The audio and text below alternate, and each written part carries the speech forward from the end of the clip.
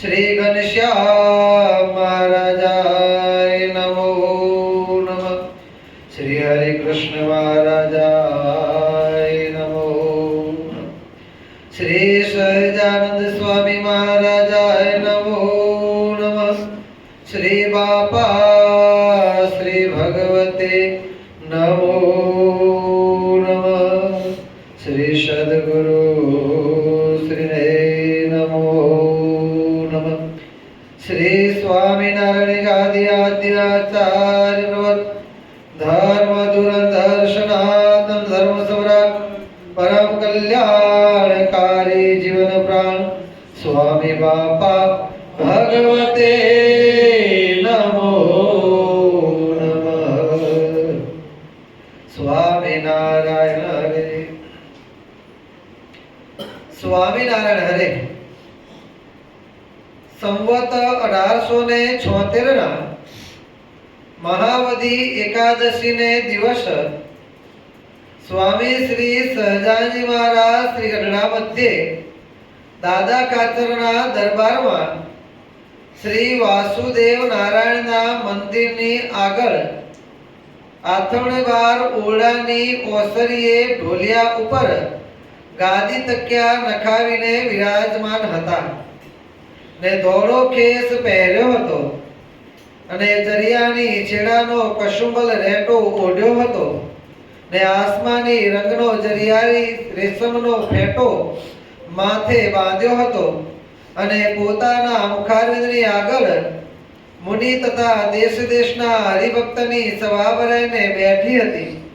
પછી મુક્તાન સ્વામીએ પ્રશ્ન પૂછ્યો છે, હે મહારાજ, શ્રીમદ ભાગવતના એકાદશ સ્કંદમાં કહ્યું છે જે ભાગવત ધર્મને આશર્યો જે જીવ તે આંખ્યું મીચીને ચાલ્યો જાય તો પણ પડે નહીં અને આખડે નહીં, તે ભાગવત ધર્મ તે કિયા। પછી શ્રીજી મહારાજ બોલ્યા જે પ્રસંગ મજરમ પાશ મહાત્મનઃ કવયો વિદુઃ સ એવ સાધુષુ કૃતો મોક્ષ દ્વારમ અપાવૃતમ। એવો જેવો એ જીવને પોતાના સંબંધીને વિશે દ્રઢ પ્રસંગ છે તેઓને તેવો જ પ્રસંગ જો ભગવાનના ભક્તને વિશે થાય તો એ ભગવાનના માર્ગ થકી કોઈ દિવસ પાછો પડે નહીં। પછી શુકમુનિએ પૂછ્યું જે ગમે તેવો આપતકાળ પડે અને પોતાના ધર્મમાંથી ન ખસે તે કે લક્ષણે કરીને ઓળખાય। પછી શ્રીજી મહારાજ બોલ્યા છે જેને પરમેશ્વરના વચનની ખટક રહે અને નાનું મોટું વચન લોપી શકે નહીં એવી રીતનો જેનો સ્વભાવ હોય તેને ગમે તેવો આપતકાળ આવે તોય પણ એ ધર્મ થકી પડે જ નહીં। માટે જેને વચનમાં દ્રઢાવ છે તેનો જ ધર્મ દ્રઢ રહે અને તેનો જ સત્સંગ પણ દ્રઢ રહે છે। ઇતિ વચનામૃતમ ગઢડા પ્રથમ પ્રકરણનું 54મું વચનામૃત પૂરું થયું। ભગવાન સ્વામિનારાયણ અહીંયા આપણને સભાની અંદર પોતાની અક્ષરધામની જે સભા એ સભામાં વિરાજમાન કર્યા છે, આપણને બેસાડ્યા છે, પોતે વિરાજમાન થયા છે ને આપણને એ સભામાં બેસાડ્યા છે। અને એ સભાની અંદર ભગવાન સ્વામિનારાયણની જે અસલ રીત પ્રશ્નોત્તરીની પ્રશ્નો પૂછાય, પ્રશ્નોના ઉત્તર થાય અને આ રીતે પ્રશ્નોત્તરીના માધ્યમથી ભગવાન સ્વામિનારાયણની જે આ અલૌકિક જ્ઞાન આપવાની રીત છે એ રીત પ્રમાણે સભામાં મુક્તાન સ્વામી ભગવાન સ્વામિનારાયણને પ્રશ્ન પૂછે છે કે મહારાજ ભાગવતની અંદર એમ કહેલું છે કે ભાગવત ધર્મને આશરેલો જે પુરુષ છે આંખો મીચીને ચાલ્યો જાય તો પણ ક્યારે પડે નહીં અને આખરે પણ નહીં। ભાગવત ધર્મ એટલે શું? પહેલી વાત તો ભાગવત ધર્મ એટલે શું? એક તો મનુષ્યનો ધર્મ, બીજો વર્ણાશ્રમનો ધર્મ અને ત્રીજો ભાગવત ધર્મ. મનુષ્યનો ધર્મ એટલે હું માણસ છું એવી જેને પોતાના વર્તને સહિત ખબર હોય કે હું માણસ છું. માત્ર ને માત્ર કહેવાથી નહીં કે હું માણસ છું, બે પગે ચાલું છું એટલે માણસ જ છું, નહીં, એમ નહીં. બે પગે ચાલનારા માત્ર ને માત્ર બધા જ મનુષ્ય નથી. અને એટલા માટે તો તુલસીદાસ કહે છે ધીક હરિ કી ભક્તિ વિના, તુલસી હરિ કી ભક્તિ વિના ધીક દાઢી ધીક મુષ્ટ. એટલે બે પગે ચાલવા વાળા બધા જ માત્ર ને માત્ર મનુષ્ય છે નહીં, પરંતુ જેને ખબર છે કે હું મનુષ્ય છું અને ખબર છે એટલું માત્ર ને માત્ર જ્ઞાનમાં જાણવામાં નહીં, પરંતુ એના વર્તનમાં પણ હોય કે બીજાને પણ દેખાઈ આવે કે ના માણસ છે. બાકી તો તકલીફ એવી છે કે ગાયને કેવું પડતું નથી તું ગાય થા, ભેંસને કેવું પડતું નથી તું ભેંસ થા, પરંતુ માણસને કેવું પડે ભાઈ હવે તું માણસ થા.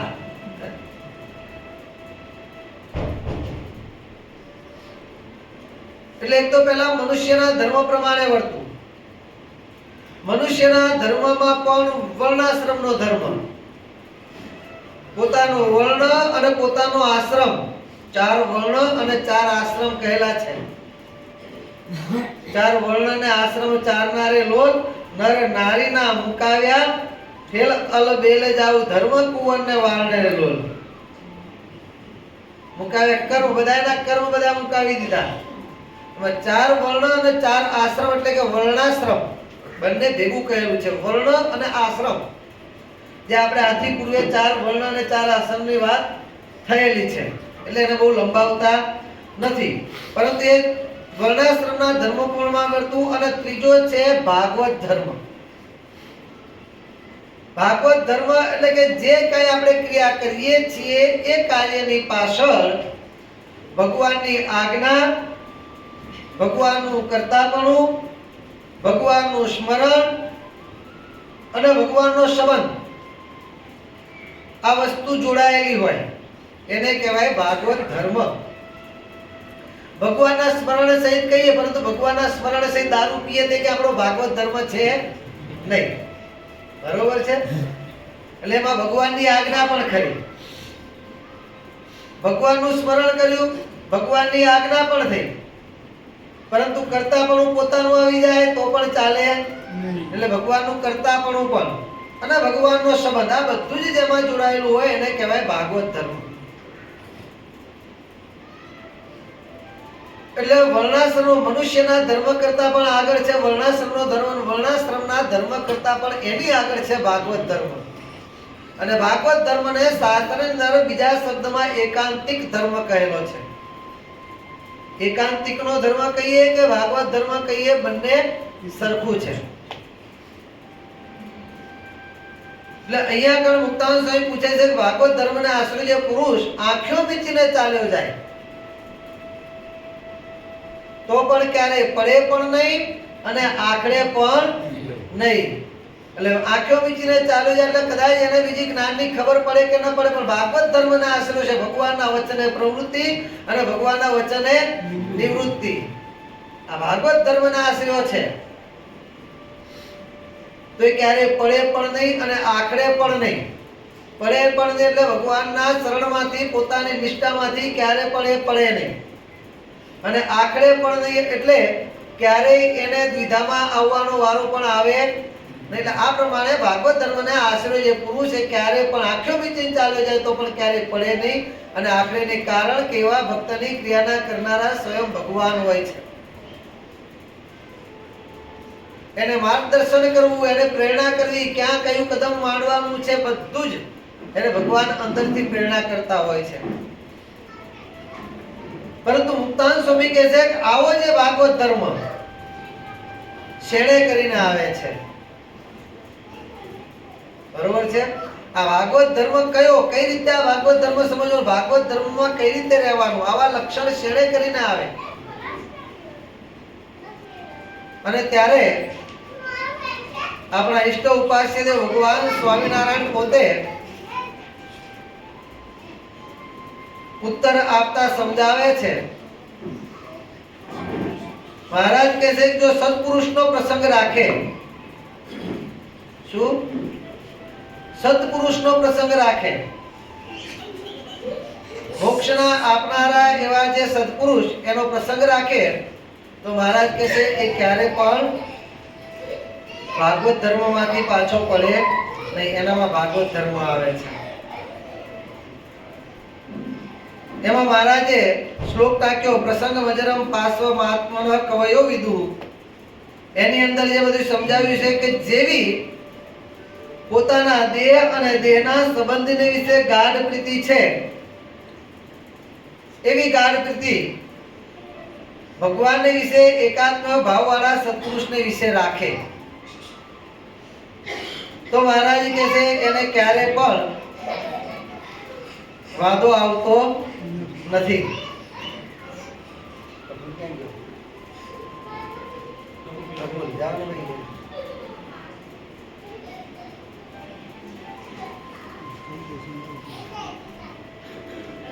એટલે જેવો પોતાના દેહને તેના સંબંધને વિશે પ્રસંગ છે એવો પ્રસંગ ભગવાન ને ભગવાનના સત્પુરુષને વિશે રાખવાનો છે. જેમ આપણે આપણા સગા સંબંધી હોય તો એના સુખને અર્થે આપણે બધું જ કરી છૂટીએ છીએ. ક્યારે પણ આપણે પાછા પડતા નથી. રાત દિવસ, ઊંઘ ઉજાગરો, થાક તડકો, ભૂખ તરસ કાંઈ પણ આપણે જોતા નથી અને એને અર્થે આપણે બધું જ કરીએ છીએ. તો જેવો એમને વિશે પ્રસંગ છે, જેવો એમને વિશે હેત છે ને જેવો એમનો આપણને ગુણ છે એવો જ પ્રસંગ, એવું જ હેત, એવો જ ગુણ ભગવાન વિશે એકાત્મ ભાવવાળા જે સત્પુરુષો એમને વિશે રાખવાનો છે. મહારાજ કહે છે કે એવો જ્યારે ભાવ જ્યારે જાગે ત્યારે એના ઉપર ભગવાનની પ્રસન્નતા થાય છે અને એનામાં એકાંતિક ધર્મ આવે છે. એટલે આવો ધર્મ, આવો પ્રસંગ મહારાજ કહે છે ભગવાનના સત્પુરુષને વિશે રાખવાનો છે.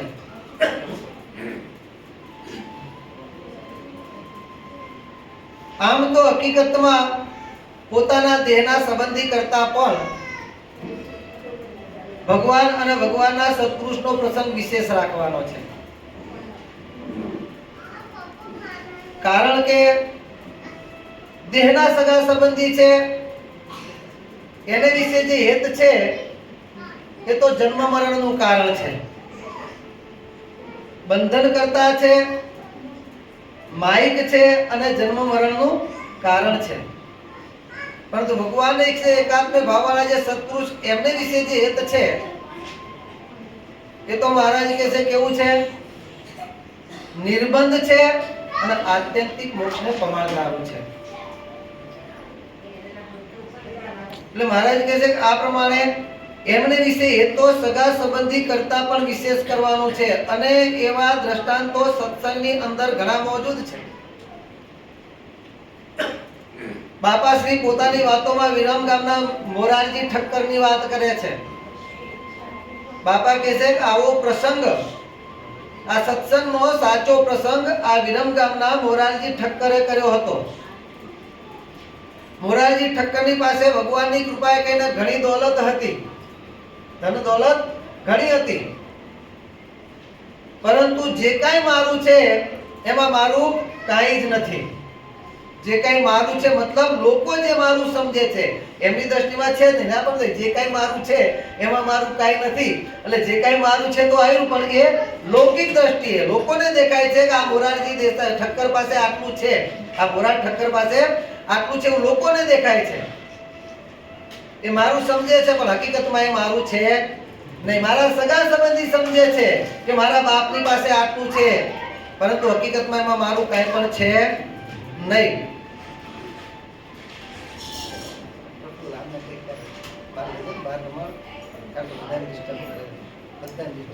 મોકલી દો ને હિચકે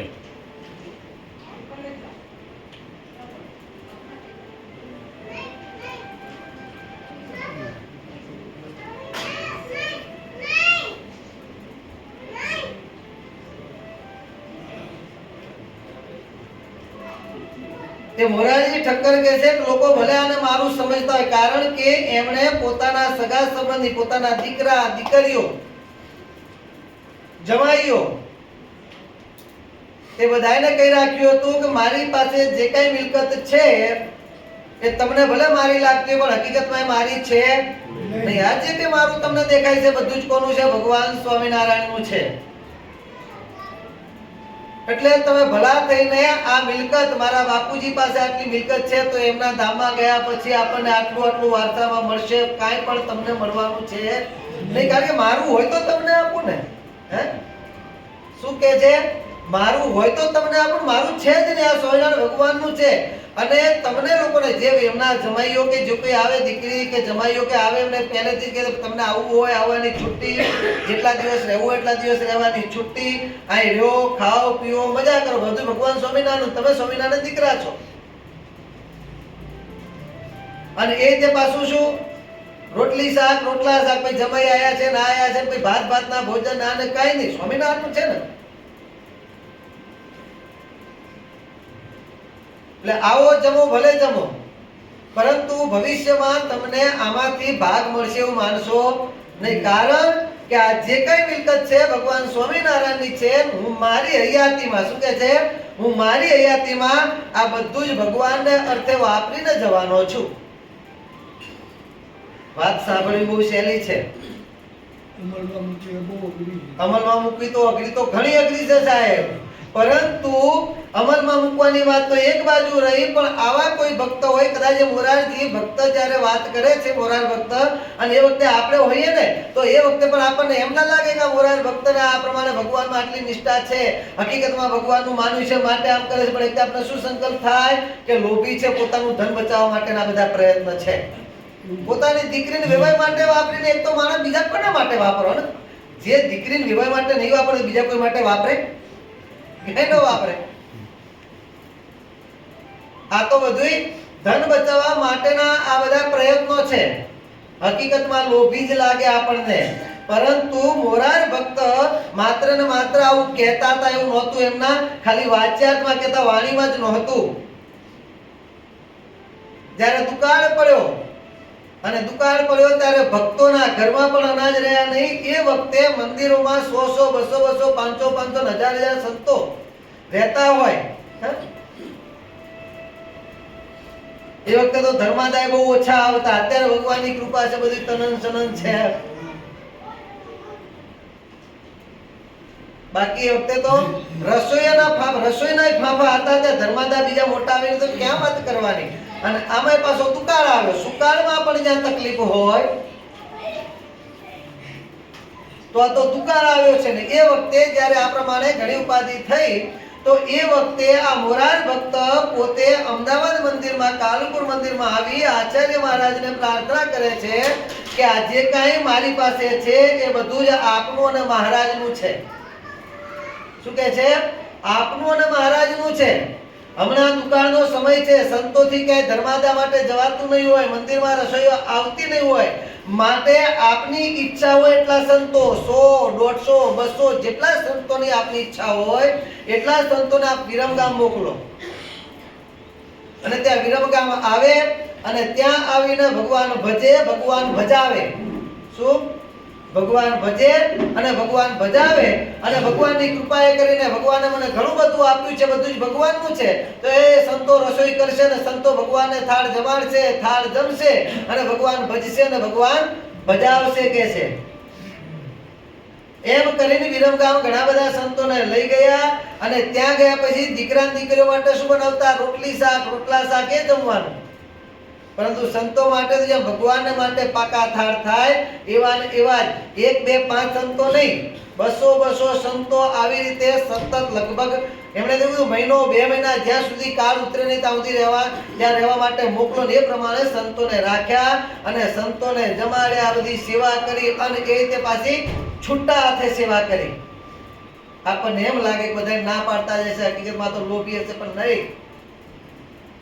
અને અંતે બધું જ ભગવાનને અર્થે વાપરી અને પછી ધામમાં ગયા. આગળ વાત કરી એ પ્રમાણે પોતાના દેહના સંબંધી કરતા પણ સત્સંગને વિશે વધારે એમને હેત કહેવાય. આ સાચો પ્રસંગ રાખ્યો કહેવાય. મહારાજ કે આવો પ્રસંગ રાખવાનો છે.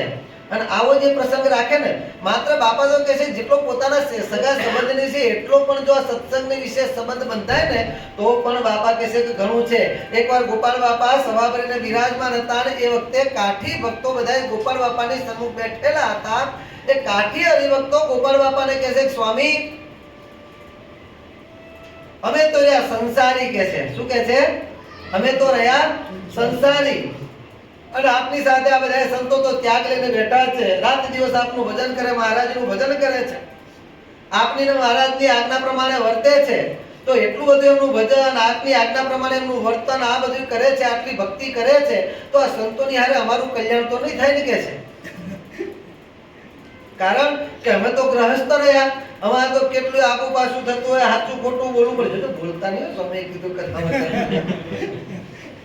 એ તો જે જગ્યાએ સત્યથી ધર્મ સચવાતો હોય ત્યાં સત્યથી ધર્મ સાચવવાનો, અને જે જગ્યાએ અસત્યથી ધર્મ સચવાતો હોય ત્યાં અસત્યથી ધર્મ સાચવવાનો. અસત્યથી જે મહારાજે શિક્ષાપત્રીમાં કીધું એ પ્રમાણે જે સત્ય વચન બોલવે કરીને પોતાનો ને પારકો દ્રોહ થાય, કહેતા નિર્દોષ માણસ દંડાતો હોય. સત્ય વચન બોલવે કરીને નિર્દોષ માણસ દંડાતો હોય એ જગ્યાએ અસત્ય બોલવું એ જ હકીકતમાં સત્ય છે, કહેતા એ જ ધર્મ છે. એટલે આ પ્રમાણે ગોપાલ બાપા પેલા હરિભક્તો ગોપાલ બાપાને કહે છે સ્વામી અમારે તો આ પ્રમાણે બધી વ્યવહારમાં રહ્યા હોય એટલે જેવો માણસ એ પ્રમાણે અમારે તો બધી વાતો કરવી પડે. આ પ્રમાણે થાય વ્યવહારનું કરતા હોય, બીજું કરતા હોય, અને જે કાંઈ કમાણા એમાંથી જેટલું ભગવાનને સંત આપણે 10 ભાગ કાઢીએ, બાકી તો પછી તો બૈરાન છોકરાને એ જ તનન સનન કરતા હોય. તો અમારું તો બધું એમાં જ કહ્યું કલેવરમાં. તો પછી અમારો મોક્ષ સંતોની હારે કેમ થાય? અને ત્યારે ગોપાલ બાપા કહે છે જો સંતોની હારે તમારે મોક્ષ જોઈતો હોય તો એનો એક ઉપાય બતાવું, કહે છે. જો અમારું વચન અમે કહીએ પ્રમાણે તમે વર્સો તો જાઓ, અમારા તમને આશીર્વાદ છે, વચન છે કે તમારું સંતોની હારે કલ્યાણ. અને ત્યારે ભક્તો કહે છે સ્વામી તમે તો સંત થવાનું કહી દો, અથવા તો તમે બીજું ઘર બહાર મૂકવાનું મોટી મોટી વાતો કરો, એ બધું અમારાથી કેમ થાય, કે છે. ગોપાલ બાપા કહે છે એ બધું અમે કહીશું નહીં. એક સરસ મજાનો સહેલો, નાનો અને સહેલો ઉપાય તમને બતાવું, કહે છે. અને ત્યારે ભક્તો કહે છે સ્વામી નાનો સરળ ઉપાય બતાવો તો ઠીક, કે બતાવો, કે છે. તો ઠીક, કે છે, તો બતાવો, કે છે. ભગવાન મોટાની પાસેથી કલ્યાણ આપણે જોઈએ. ભગવાન અને મોટાની પાસેથી કલ્યાણ આપણે જોઈએ.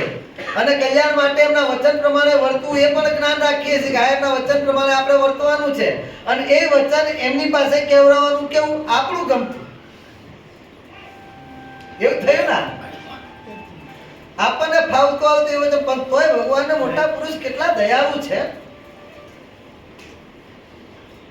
ગોપાલ બાપા કહે છે કે તમને સહેલું ને એકદમ સરળ ઉપાય બતાવું છું, કે છે. તો ઠીક, કે છે. ત્યારે ગોપાલ બાપા કહે છે કે જો તમારે સંતોની સાથે તમારું કલ્યાણ કરવું હોય તો જાજુ બીજું કાંઈ પણ કરવાનું નથી. માત્ર ને માત્ર જેવું તમને તમારા બૈરા અને છોકરાને વિશે હેત છે એવું હેત તમારે આ સત્સંગ વિશે કરવાનું છે. ઓ સ્વામી એટલી જ વાત, તો વાંધો નહીં, એ તો થઈ જાય, કેટલું છે ને, કે શું કે છે, એટલું છે ને તો થઈ જાય, કે છે. બસ ગોપાલ બાપા કે એટલું જ કરવાનું છે, એનાથી જાજુ કાંઈ નહીં, આટલું જ કરવાનું. આટલું એક મારું વચન પાડશો તમે તો જાઓ, મારા આશીર્વાદ છે, તમારું સંતોની હારે કલ્યાણ. હરિભક્તો તો રાજી થઈ ગયા. રાજી થતા થતા ગોપાલ બાપાના દર્શન કરીને હવના ઘરે ગયા. હરિભક્તો રાજી થઈ ગયા. ગોપાલ બાપાએ વચનના આશીર્વાદ આપી દીધા. હરિભક્તોએ આશીર્વાદ લઈ અને એ પ્રમાણે વર્તવાનો ઠરાવ કરીને ઘર ભેગા ગયા થયા. આ બાજુ સંતોને ટેન્શન બેઠું.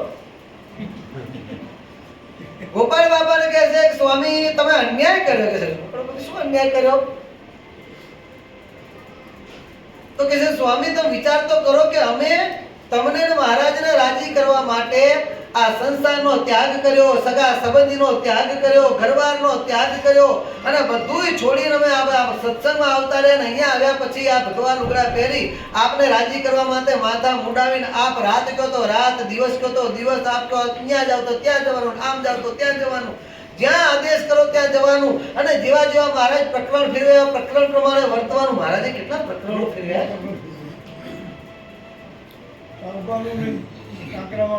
તે પ્રકરણમાં પાછું નિસંશય સોતા અને આનંદે સહિત વર્તવાનું. જે મહારાજે વચનાત્મા કીધું એ પ્રમાણે કે મારા મોટા ભાગ્ય છે કે આ સંતના સંગમાં રહી અને હું આ ગોદડી ઓઢું છું. નહીં તો પ્રાપ્ત અવસ્થાને આમ કરવું પડે તેમ કરવું પડે. આ સંતોના સંગમાં રહીને દોડીની ભાજી ખાઉં છું, ન તો પ્રાપ્ત અવસ્થાને આવું કરવું પડે. એમ પાછું ગુણ લેવાનો. આવા પ્રકરણમાં પણ ગુણ લેવાનો. ભગવાનની આપણી પર કેટલી કૃપા કે ભગવાને આપણને આવા પ્રકરણમાં રાખ્યા, આ પ્રમાણે આજ્ઞા કરી, ભગવાનની આજ્ઞા પ્રમાણે આપણને વર્તવા મળે છે. આવા આનંદે સહિત એમાં વર્તવાનું. અને આટલું બધું અમે કરીએ અને આટલું બધું કર્યા પછી જેવું અમારું કલ્યાણ થાય એવું જ કલ્યાણ માત્ર ને માત્ર એક જ સાધન કે ના હરિભક્તોનું કહે છે. આ તો પક્ષપાત કહેવાય ને, કહે છે સ્વામી. આટલું સહેલું તમે બતાવી દીધું, અમારે આટલું બધું કાઠું, હરિભક્તોનું આટલું સહેલું. ત્યારે ગોપાલ બાપા કહે છે સંતો ભક્તો તો ન સમજ્યા. શું કહે છે? ભક્તો તો ન સમજ્યા પણ તમે ન સમજ્યા કહે છે. કે શું સ્વામી? તો કહે છે તમે વિચાર તો કરો. અમે જેમને આદેશ કર્યો ભક્તો સમજ્યા નથી એટલે આનંદમાં આવી ગયા કે સ્વામીએ બહુ સહેલો ઉપાય બતાવી દીધો, બહુ સહેલો ઉપાય બતાવી દીધો. પણ વિચાર તો કરવાનો ઉપાય સહેલો છે. કારણ કે અમે શું આજ્ઞા કરી છે? જેવું તમને તમારા બૈરા છોકરાને વિશે હેત છે એવું ને એવું હેત આ સંતો ભક્તોને વિશે કરવાનું છે. આ સત્સંગને વિશે કરવાનું છે. વિચાર કરો કે પોતાના બૈરા છોકરા સાથે એમને હેત છે તો ગમે તેમ થાય, ઝઘડે લડે, ગમે તેમ થાય તો કોઈ ઘર મૂકીને બહાર નીકળ્યા છે? અને સત્સંગની અંદર સહેજ વાત ન રહી હોય, એકનું સન્માન, પોતાનું કદાચ અપમાન ના થયું પણ એકનું થયું પોતાનું ન થયું તો પણ અપમાન લાગે છે. સત્સંગથી બેપરવાહી થઈ જવાય છે.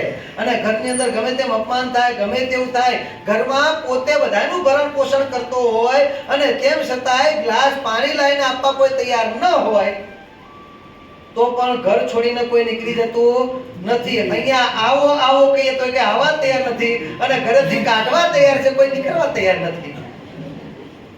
કારણ હેત બંધાણું છે, મમત્વ બંધાણું છે. એના કારણે ઘર છોડીને તો નથી જતા, પરંતુ આટલું બધું થતું હોવા છતાંય જ્યાં પાંચ માણસોની વચ્ચે બેસે એટલે જે પાંચ માણસોની વચ્ચે બેઠા એમાં કોઈ પણ વ્યક્તિ પોતાના દીકરાના, પોતાના પત્નીના કે પત્ની હોય તો પતિના કોઈ વખાણ કરતું હોય તો એ વખતે પોતાથી પણ રહેવાતું નથી. પોતાના દીકરાના પણ વખાણ કરવા માંડે, પોતાના બૈરા છોકરાના કે પતિના એના પણ વખાણ કરવા માંડે છે. અને એ તે પાછા કોલર ઊંચા કરીને મારો દીકરો આ બાબતમાં તો હોશિયાર છે, એ બાબતમાં હોશિયારો પણ એ હોશિયારીના માનમાં તમારા ટક્કામાં ટકોરા મારતા હોય એનો વાંધો નથી. એ કોઈને અવગુણ દેખાતો નથી. 199 અવગુણની વચ્ચે એક ગુણ હોય એ પ્રાધાન્ય રહે છે. કારણ મારો છે, હેત છે. પેલા અકબરે બિરબલને કીધું કે આપણા રાજ્યની અંદરથી રૂપાળામાં રૂપાળો છોકરો હોદી લાવો. અને પેલો બિરબલ છોકરો હોદવા માટે નીચે 2-3 દિવસના અંતે ઘણી બધી જગ્યાએ જોયા પછી સરખાવવું પડે ને. એક રૂપાળો લાગ્યો, બીજાની જોડે સરખાવવાનો, ત્રીજાની જોડે સરખાવવાનો, ચોથાની જોડે સરખાવવાનો અને એમ કરતા કરતા બધાની જોડે સરખાવતા બધાય કેન્સલ થતા છેલ્લે ફાઇનલ જે પાસ થયો હોય, હમણાં અમારા 4-5 દિવસ પહેલા પેલો બેલ લેવા ગયા હતા અમે.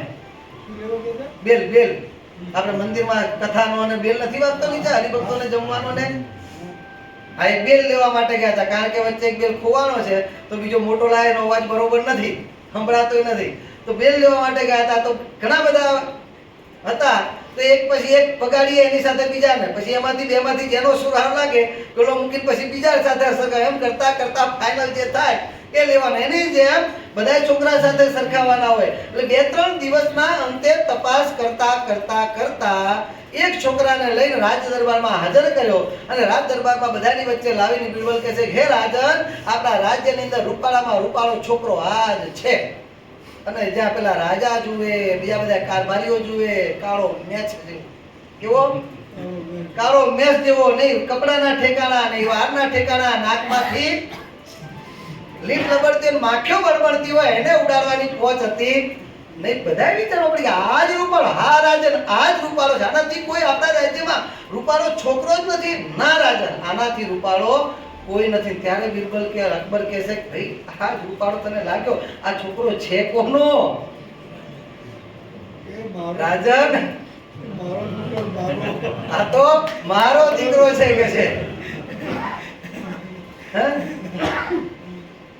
ગમે તેમ હોય તો જ પણ પોતાનું જ સારું લાગે છે. ગોપાલ બાપા કહે છે એટલે આ પ્રમાણે પોતાના સગા સંબંધી વિશે હેત છે એવું હેત સંતોન વિશે કરવાનું છે. અને જેવો ગુણ દોષ માત્ર બધા જ દોષોને એક બાજુ મૂકી અને એકાદ બે ગુણ હોય એને પ્રાધાન્ય આપે છે એવા ગુણ આ સત્સંગને વિશે. બાકી સત્સંગમાં તો શું થાય છે, 99 ગુણ હોય એક બાજુ રહી જાય છે ને એક જ દોષ, એ તે પાછો સ્વાભાવિક, વર્તમાનનો તો નહીં, સ્વાભાવિક દોષ, પ્રકૃતિનો દોષ રહી ગયો હોય તો પણ એ આપણા માટે પ્રાધાન્ય થઈ જાય છે. અને સંસારની અંદર બધા જ દોષ એક બાજુ રહી જાય છે ને એકાદો ગુણ પ્રાધાન્ય થઈ જાય છે. જીવન પ્રાણ સ્વયં બાપા પોતાના આશ્રમમાં એક સરસ મજાનું દ્રષ્ટાંત આપે છે કે બે મિત્રો નાનપણમાં ભેગા ભણેલા, ભેગા રમેલા, ભેગા જ બધું ઝઘડેલા, ભેગા મિત્રો જ બધું હોય ભાઈ, અને એક ડબલે ગયેલા, એ કહી દે ચોખ્ખી ભાષામાં, ગામડાની ભાષામાં, બરોબર છે. આ રીતે મોટા થયેલા, પણ મોટા થયા પછી કોલેજ કરે ને એવું કરે એટલે શહેરમાં, કોઈ આ શહેરમાં જાય, કોઈ પેલા શહેરમાં જાય, અલગ અલગ કોલેજોમાં ગયા, એમ કરતા પાછા ધંધે લાગ્યા, લગ્ન થઈ ગયા. પણ આ સ્કૂલમાંથી ભણતા પછી કોલેજમાં છૂટા પડ્યા પછી બંનેના રસ્તા બદલાઈ ગયા, કોઈ ઓલી દિશામાં, કોઈ પેલી. પછી બંને ભેગા થયેલા ઘણા વર્ષો પછી આ બંને મિત્રો એકવાર શહેરમાં ભેગા થઈ ગયા. અને ભેગા થયા પછી આવા લંગોટિયા ભાઈબંધ હોય અને ઘણા દિવસે ભેગા થાય કેટલો આનંદ થાય. અને આનંદ થાય પછી પોતે એકાબીજીને જૂની વાતો કાઢે, પછી વર્તમાનમાં પણ શું ચાલે છે, કેમ ચાલે છે, કઈ રીતે અહીંયા સુધી પહોંચ્યા, છૂટા પડ્યા પછી શું થયું, કેવા અનુભવો થયા, એ બધી વાતો કરે. એમ કરતા કરતા બધી વાતો કરી, ખૂબ આનંદ કર્યો. પછી એક મિત્ર કહે છે કે ભાઈ એકવાર તું મારા ઘરે આવ કે છે, આપણે ભેગા બેસીને જમીશું કે છે. હા ના કરતા દિવસ નક્કી થયો કે આ દિવસે આવીશું. અને એ દિવસે પેલો આવવાનો તો એની પત્નીને કીધું ભાઈ મારો મિત્ર આવવાનો છે તો સારી રસોઈ બનાવજે. ઘણા દિવસ પછી અમે ભેગા થયા છીએ અને મારો લંગોટિયો ભાઈબંધ છે, બહુ મારો પાક્કો મિત્ર છે કે છે, માટે એના માટે ઘણા દિવસ પછી આવે છે આપણા ઘરે, તો એના માટે એક સરસ રસોઈ બનાવજે કે છે. અને પેલી પત્નીએ જે પ્રમાણે કીધું એના પતિ પ્રમાણે બધી રસોઈઓ બનાવીને એમાં દૂધપાક ને ભજીયા ને દાળ ભાત શાક રોટલી બધું બનાવ્યું. રસોઈ તૈયાર થઈ ગઈ. આ બાજુ મિત્ર આવે, બંને જણા બેઠા અલગ મને બધી વાતો કરી. જમવાનો સમય થયો એટલે બંને મિત્રો સાથે જમવા બેઠા. ઓલી રસોડામાંથી લાવીને, અત્યારના જેવા રસોડા નહીં, બધું ખુલ્લા બધું દેખાય, ઘરમાં શું છે શું નહીં, ખૂટી ગયું નથી ખૂટી ગયું કઈ ખબર પડે. અત્યારે બધી ખબર પડી જાય, પણ એ વખતે તો મર્યાદાઓ હતી એટલે કઈ ખબર પડે નહીં. રસોડામાંથી પેલી આ પીરસવા આવે, પીરસી પછી પાછી જાય. હવે બંને મિત્રો જમવા બેઠેલા હોય, ઘણા દિવસે ભેગા થયેલા અને પાકા મિત્રો હતા એટલે ઘણા દિવસે ભેગા થયા હોય તો મારા હમ ને તારા હમ, લે તું લે, ચાલે. એટલે 2 મિનિટ થાય પેલો કે છે દૂધપાક લાવજે કે છે. સાંભળે હે દૂધપાક લાવ કે છે, અને પાછા દૂધપાક લાવે, પાછા મારા હમ ને તારા, પાછા વાટકા ભરાય. એમ કરતા કરતા 2 વાર 3 વાર 4 વાર દૂધપાક થઈ ગયો ખાલી. હવે આ ભાઈને બહાર ખબર નહીં કે દૂધપાક ખાલી થઈ ગયો છે અને બહારથી બૂમો પાડે. પેલી સમજાય આ મારો વાલો ઇજ્જત કાઢે મારી, હે મેં દૂધપાક થઈ ગયો છે. પણ આ બંને જણા ભૂખ્યા ભગાડ જેવા ભેગા થયા છે. દૂધપાક પી અને દૂધપાક ખાલી કરી નાખ્યો. ખાલી થઈ ગયો ત્યાં સુધી વાંદરો હજુ માગ કરે મારે કેવું શું. એટલે પેલીનો પિત્તો હવે ગયો. ઓલા 2 વાર ને 3 વાર જાય કીધું દૂધપાક લાવ ને, કે પડતી નહીં દૂધપાક લાવ કે. અને જ્યાં દૂધપાક માંગ્યો પેલો પિત્તો ગયો. એટલે પેલું દૂધપાક એક તો શું માટીના માટલામાં રસોઈઓ થતી, એટલે પેલા માટીના માટલામાં દૂધપાક ભરેલો હતો. એટલે પેલું માટલું ખાલી થઈ ગયેલું લઈને આવી અને બંને જણા જમવા બેઠા હતા. અબને લો પીવો દૂધપાક કે છે, પછાડી માટલું. હવે મિત્ર ઘણા દિવસે આવ્યો હોય અને આ પ્રમાણે અપમાન થાય, પેલો બિચારો શું બોલે? તે વખતે કઈ ઝઘડો આવે છે, નીચું મોઢું કરી અને વિલા માટે બંને જણા ચડું કરી, એટલે કે હાથ પાણી એટલે મોઢું ધોઈ, હાથ ધોઈ, પાણી પી અને બહાર જઈને ખાટલે બેઠા. પાછા પેલી વાતને ભૂલાવીને પાછા બંને જણા પોતાની વાતમાં ચડી ગયા અને વાતો કરતા જાય છે. આમ બધું એમ કરતા કરતા પેલી જે પત્ની હતી, ઘરનું માણસ, એ પણ જમીન નવરું થઈ પછી રસોડું સાફ સૂફ કરે. એમાં પેલું જે માટલું ફોડેલું ને ઠીકરા ભરી અને નાખવા માટે નીકળી, હુંડલામાં માટલીના ઠીકરા ભરીને બધું બહાર નાખવા માટે નીકળી અને એને જતા જોઈ અને જે મિત્ર આવ્યો છે એ મિત્ર પેલાને જે ઘર ધણીને કહે છે,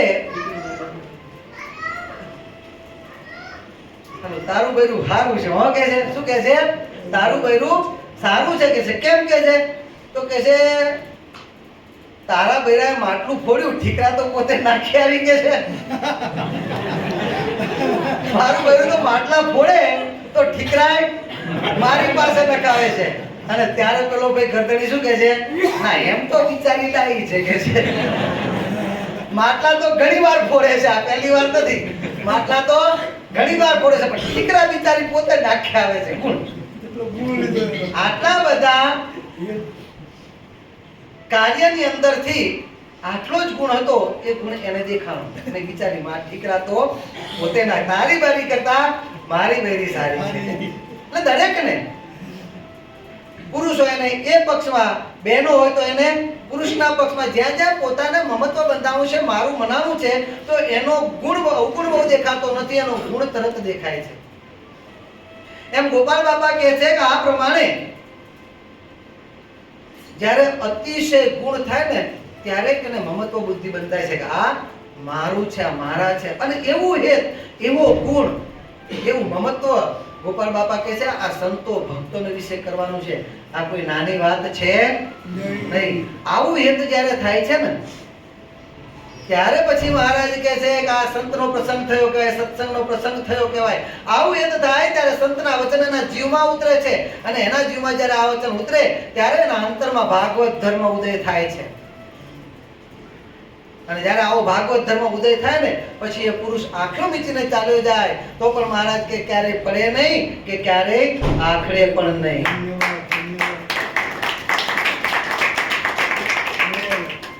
જેને સત્સંગનો યોગ છે, જે ધર્મના માર્ગે ચાલતો હોય પરંતુ સાચા સત્પુરુષની પ્રાપ્તિ ન થઈ ને પ્રાપ્તિ થઈ હોય, અથવા તો જેને બાપ દાદાનો સત્સંગ હોય, એવાને માટે તો આ વાત છે ને આ દ્રષ્ટાંતો છે. પરંતુ એવા પણ દ્રષ્ટાંત આ સત્સંગમાં મોજૂદ છે કે જેના માટે આને સંતનો પ્રસંગ થવો અથવા તો આ ધર્મના માર્ગે ચાલવો ક્યારે વિશ્વાસ જ ન આવે. વિચાર તો કરો, મહારાજના વખતમાં જોબન પગીનું વર્તન કેવું, એની છાપ કેવી. અરે તમે એ જોબન પગીએ જો બારવટું લાંબુ, જોબન પગીનું બારવટું ખૂબ જ ટૂંકા સમયમાં સમેટાઈ ગયું. ભગવાન સ્વામિનારાયણ ની પ્રાપ્તિ તેમનો બેટો થયો, એના કારણે જોબન પગીનું બારવટું ખૂબ જ ટૂંક સમયમાં સમેટાઈ ગયું. અને એટલા માટે પાછળનું જીવન, ઘણું બધું જીવન એમનું ધર્મમય હતું. એના કારણે જેમ બીજા બધા કાદુ મકરાણી, જોગીદાસ ખુમાર કે આ બધા જે બધા બારવટિયા હતા, એમના બારવટાના જીવનો જે લખાણા એમના એ કાર્યો એવા જોબન પગીના લખાણા નથી. કારણ કે પાછળનું જીવન આખું એમનું જુદું હતું અને બારવટું પણ ટૂંક સમયનું હતું, એટલે એ બહુ બીજા શાસ્ત્રોમાં લખાણું નથી. બાકી જો જોબન પગીએ માત્ર ને માત્ર જેટલા સમય પૂરતું બારવટું જે ચલાવ્યું હતું એના જે કારસ્તાન હતા, લાંબુ ચાલ્યું હતું તો માણસ ક્યાંય પહોંચ્યો હોત, પરંતુ ટૂંક સમય પૂરતું એમને બારવટું કર્યું હતું ને એ જે એના કારસ્તાનો હતા ને એ પણ આપ ફાડી નાખે એવા હતા. એટલા જ જો જેવા ભાવથી બીજાના લખાણા છે એવા જ ભાવથી એટલા જ ઊંડા ઉતરી અને જો જોબન પગીનું બારવટું એટલા જ સમયનું જો લખાય ને તો બીજા બધાના બારવટા ફીકા પડી જાય એવું જોબન પગીનું બારવટ હતું. કારણ કે બીજા બારવટિયાઓના તો કંઈક કંઈક સિદ્ધાંતો હતા. જોગીદાસ ખુમાર તો બહેનોની સામું જોવું નહીં, કાદુ મકરાણી તો બહેનોના શરીર ઉપર ધારણ કરેલા ઘરેણાને અડવાનું નહીં, આવા બધાના નિયમો હતા. અને પોતે તો ન અડે પણ પોતાના માણસોએ કદાચ એની નજર પકડી હોય અને એની નજર સ્ત્રી ઉપર પડી જાય, અથવા તો એ વ્યક્તિ લોભમાં આવી અને સ્ત્રીના શરીર ઉપરથી જો ઘરેણા લઈ લે ને તો એને ઝાટકે દઈ દે, આવા સિદ્ધાંતો વાળા હતા. પણ જોબન પગીના આવા કોઈ સિદ્ધાંતો જ નહોતા. જોબન પગીના આવા કોઈ સિદ્ધાંતો જ નહોતા. અને જોબન પગી માટે તો જેમ ચીબડું વાટવું અને માણસ વાટવો બંને સમાન હતું. અને જોબન પગીનું ટૂંક સમયનું બારવટું હતું ને તેમ છતાંય જોબન પગીનું બારવટું છે વાપીથી કરી અને કચ્છ સૌરાષ્ટ્રની બોર્ડર સુધીની હાક વાગતી હતી. અને જોબન પગી પાછો કેવો ખૂંખાર માણસ કે સામાન્ય માણસોને લૂંટવામાં મજા શું છે કે છે. સહેજે સહેજે લૂંટાઈ જાય એમાં લૂંટ કરવાની મજા શું? જ્યારે અંગ્રેજ સરકારની તિજોરીઓ અને તે ભર સૈનિકો સાથે ચોકી સાથે જતી હોય અને સૈનિકોની આંખમાં ધૂળ નાખી અને પછી લૂંટ કરવી, ત્યારે આપણે લૂંટારા ખરા કહેવાય. આવો જોબન પગી. પક્ષી બોલેની ભાષા ખબર પડે, પશુઓ બોલેની ભાષા ખબર પડે. અત્યારે ચીબરી આ પ્રમાણે બોલે છે અથવા તો ઘુવડ આ પ્રમાણે બોલે છે, આ દિશામાંથી બોલે છે તો આ પ્રમાણે થશે, આવું થશે, એ પ્રમાણે જ થાય. આવો જોબન પગી.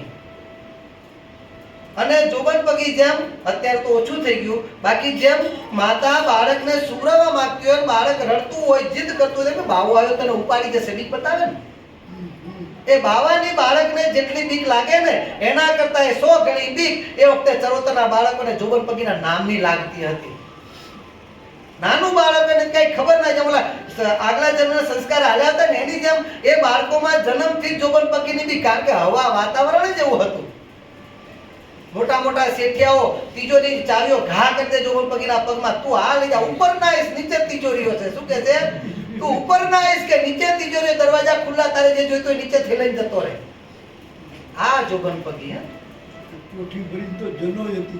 ધોરા દાડે લૂંટ કરવાની, ધોરા દાડે લૂંટ કરવાની. અને એવું કહેવાય છે કે એ સમયમાં જોબન પગીએ જ્યાં સુધી બારવટું ચાલ્યું ને ત્યારે એવું કહેવાતું, એક કહેવત હતી, જોબન પગીના નામે તીર ચાલતા. જોબન પગીના નામે તીર ચાલતા મતલબ કે જોબન પગી આ રીતે બધાને લૂંટતો હતો. ખાલી એનો એટલો જ સિદ્ધાંત હતો, આ એક સિદ્ધાંત, કે એની પાસે જો કોઈ મદદ માંગવા આવે કે ભાઈ મારે આ ગામથી આ ગામ જવું છે અથવા તો મારી જાન લઈને જવું છે ને મારી પાસે જોખમ છે, આમ છે, તેમ છે, અને અમને તમારી મદદની જરૂર છે, મદદ માંગવા આવે તો જોબન પગી એને મદદ કરતો. કારણ કે એ વખતે શું, લૂંટારાઓ ઘણા બધા હતા. કાઠિયાવાડમાં આવા નાના મોટા બધા આ બારવટિયાઓ ઘણા બધા હતા. ચોરી કરવાના પણ ઘણા બધા હતા. કાઠિયાવાડમાં જ નહીં, ગુજરાતમાં ઘણી બધી જગ્યાએ તો હમણાં હું એવું કહેવાતું હતું કે રસ્તાઓ તો હતા જ નહીં, હારા વગડાઓમાંથી જવાનું હોય, ખેતરો હવારા જવાનું હોય, ગમે ત્યાં માણસો લૂંટી લે. અને એ વખતે તો પહેલા જ્યારે એક ગામથી બીજે ગામ જવું હોય તો જોડે પેલા બંદૂકધારી સૈનિકો રાખતા હતા. ઘોડાઓ કહેવાય એને. એ ઓડાઓ હોય એને 5 રૂપિયા આપે ને ઓડાઓ શેક તમને શેક સુધી મૂકી જાય, સાહેબની સાથે બંદૂક હોય, પોતે મરે ત્યાં સુધી તમને લૂંટાવા ના દે. તે ઓડાવા રાખતા. એટલે જેની પાસે મોટું જોખમ હોય એ વ્યક્તિ જો જોબન પગી પાસે જાય અને એની પાસે મદદ માંગે કે આવું જોખમ, અમારી પાસે જોખમ છે અથવા તો જાન લઈને જવાના છે, માર્ગમાં લૂંટારાનો ભય છે, અમારે તમારી મદદ જોઈએ છે, તો એ વખતે જોબન પગી એને મદદ કેવી રીતે કરતા ખબર છે? પોતે સાથે નતા જતા મદદ કરવામાં, નહીં પોતાના માણસોને મોકલતા. હા, પોતે ના જાય, પોતાના માણસોને ના મોકલે, ના કોઈ ચિઠ્ઠી લખી આપે કે આ લોકો જે જાન લઈને અથવા તો જોખમ લઈને આવી રહ્યા છે એને જોબન પગીનું રક્ષણ છે, એવી કોઈ ચિઠ્ઠી કે એનો હુકમ સિક્કો મારીને પણ નતા આપતા જોબન પગી. તો પછી જોબન પગી રક્ષણ કેવી રીતે કરતા? જોબન પગી પોતાની નિશાની વાળું તીર આપે. એ મદદ માંગવા આવેલા માણસોને નિશાની વાળું તીર આપે અને તીર લઈને જતા હોય અને તે બીજા કોઈ લૂંટારાઓ, બીજા કોઈ આ પ્રમાણે જે લૂંટ કરવાના એની પાસે લૂંટવા માટે આવે બારવટિયાઓ, અને એ વખતે જો આ માણસો જોબન પગીનું આપેલું તીર બતાવે ને કે અમને જો જોબન પગીની સહાય છે, તીર ઉપરથી ઓળખી જાય. બીજા બારવટિયાઓ પણ જોબન પગીના તીર ઉપરથી ઓળખી જાય કે આ તીર જોબન પગીનું છે. અને જોબન પગીનું જેની પાસે તીર હોય એને આપણે આંગળી અડાડવાની વાત તો એક બાજુ, એની પણ નજર પણ નખાય નહીં, નહીતર મર્યા સમજો કે છે. આટલી જોબન પગીની આંખ વાગતી હતી. આવો જોબન પગી.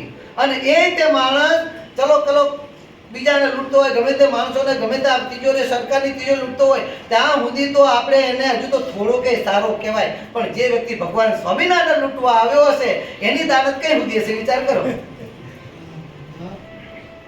સ્વામિનારાયણની માણકી ગોળી મારે લેવી છે કે છે.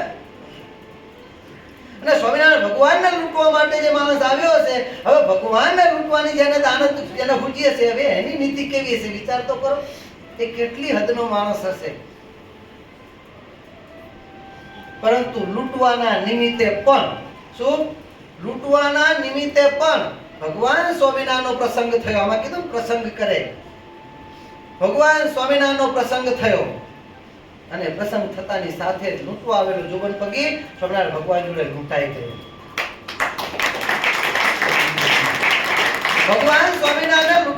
જોબન પગી ખુદ પોતે લૂંટાઈ ગયો અને ભગવાનના શરણમાં પડી ગયો, ભગવાનની શરણાગતિ સ્વીકારી અને જે દિવસની શરણાગતિ સ્વીકારી એ દિવસથી કરી અને જોબન પગીએ નિયમ લીધું કે આજ પછી ક્યારે પણ મારે લૂંટ કરવી નહીં, કોઈને રંજાડવા નહીં, કોઈને હેરાન કરવા નહીં, મારા હકનું હોય એ જ મને ખપે, ભગવાનની મરજી વિના મારા હકનું ભક્તિ બહારનું એક પૈસો પણ મારે ખપે નહીં. આ પ્રમાણે પેલા જોબન પગીએ નિયમ લીધો છે. ભગવાન સ્વામિનારાયણ આજ્ઞા પ્રમાણે વર્તે છે.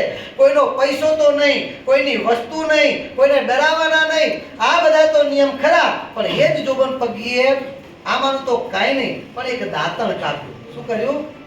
એક દાંતણ, એ તે 52 નું દાંતણ, અને એ તે પાછું એક, અને એક દાંતણ કાપ્યું એ તે પોતા માટે નહીં. શબ્દ ઉપર વિચાર કરજો. વાત તો આપણે સાંભળી જઈએ, પરંતુ એના ઊંડા અર્થમાં ઉતરીએ ત્યારે ખબર પડે કે એક જ દાંતણ કાપ્યું છે ને એ તે દાંતણ પોતા માટે નહીં. ખેતરમાંથી કોઈ પાક નથી લીધો, ખેતરમાંથી કોઈ વસ્તુ નથી લીધી, ખેતરના અને એ તે પાછું ખેતરના છેડા ઉપર ઉભેલા 52 નું ખાલી દાંતણ કાપ્યું છે. એ તે એક જ કાપ્યું છે, અને એક જ દાંતણ કાપ્યું છે એ તે ભગવાન સ્વામિનારાયણ માટે કાપ્યું છે, નહીં કે પોતા માટે. અને પોતા માટે નતું કાપ્યું, ભગવાન સ્વામિનારાયણ માટે કાપ્યું. તો આમાં ક્યાં અનર્થ હતો? અને એ દાંતણ લઈને ભગવાન સ્વામિનારાયણ પાસે જાય છે અને ભગવાનના ચરણ અર્પણ કરે છે. પ્રભુ આપ આ દાંતણ અંગીકાર કરો. ત્યારે કે ભગવાન દંત ધાવન કરતા હોય એ વખતે જ્યારે દાંતણનો ઉપયોગ કરતા હોય ભગવાનની આટલી હું સેવા કરું, જતા તારો સંકલ્પ, શુભ સંકલ્પ થયો. અને એવો શુભ સંકલ્પ આમ જોઈએ તો શુભ જ કહેવાય ને, પરંતુ ભગવાને એટલું પણ ન ચડ્યું. હો, ભગવાને એટલું પણ ન ચડ્યું. મહારાજ કે છે જોબન પગી એનું જો સ્ટેજ છૂટી મળશે ને કદાચ પાછો હતો એ છેડે જતો રહેતો નહીં. હજુ પણ જોબન પગીને અહીંયાથી પણ અટકાવવો છે. અને જોબન પગીને મહારાજ કહે છે જોબન તમે આ દાંતણ ક્યાંથી લાવ્યા?